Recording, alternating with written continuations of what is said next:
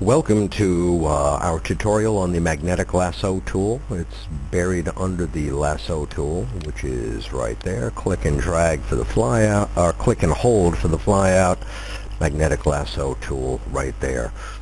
I can be pretty straight up with you. Really, this is not my favorite tool for making selections because usually the selections I make do not have a really stark contrast on the edge of what I want to select.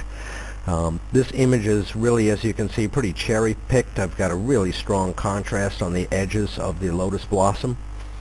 But I also want to show you how this tool does on areas like this, where there's not really a strong contrast. Let's go ahead and try it. Take a look at our settings up here. First of all, the width is 8 pixels, which means how far away from where you click is this tool going to look to find its edge. So as you slide that up, it's going to be looking in a wider and wider range. I usually have this down to like about 10 pixels or so, something like that, whatever, close enough. The contrast, I've played around with the contrast up at 100% and down at 1%, and it doesn't really, make that much of a difference when this tool begins to get lost. And when you get into areas where it's a little bit hazy as to where the edge is, it does get lost. Now the frequency, you'll see this coming in. Let me just try it right now. The tool, I'm going to go ahead and click there and start dragging. And as you see, I'm just clicking, holding the click down. You can see it's automatically placing these anchor points. And this is where that frequency comes in. I've got it set at 37.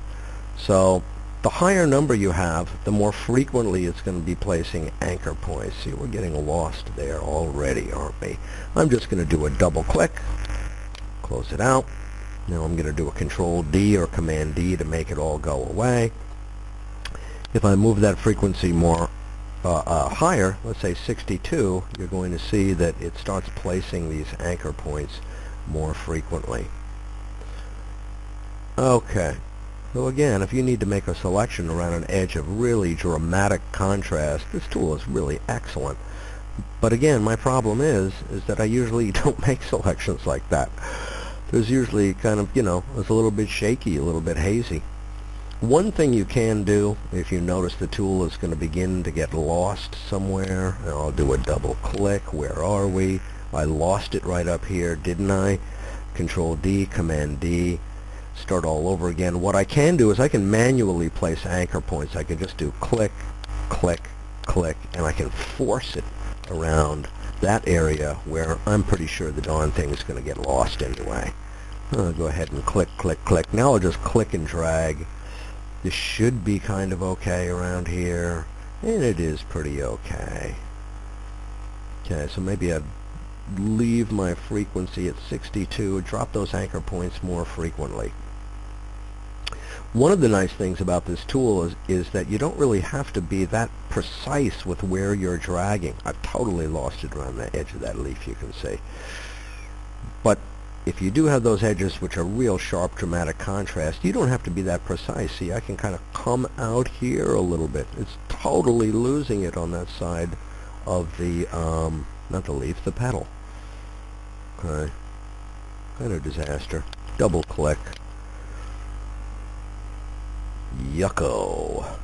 So maybe I would need to set the frequency even higher, or maybe I would need to set the width even lower to make it look at a more precise range, actually. But again, the lower you set this width, you can come all the way down to 1.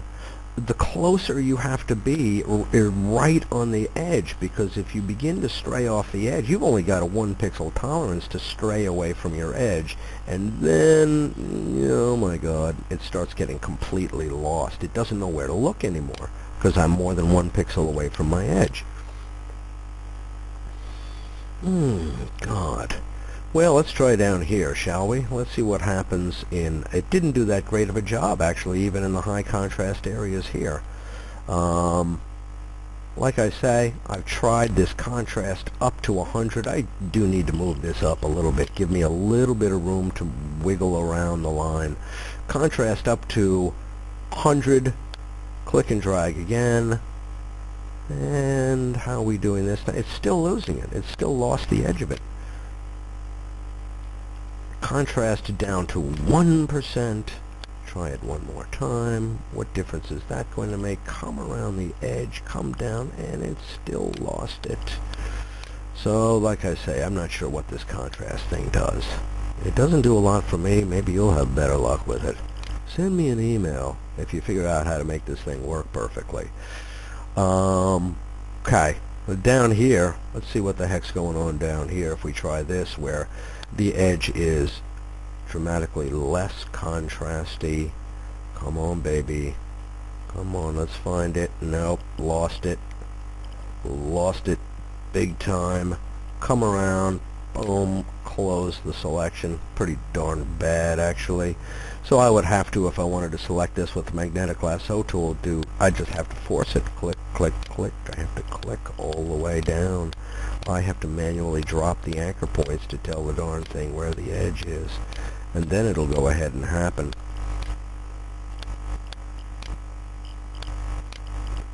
If I drop a point and it's in the wrong place, just hit the backspace key. I can back up by 1 point at a time by hitting the backspace key.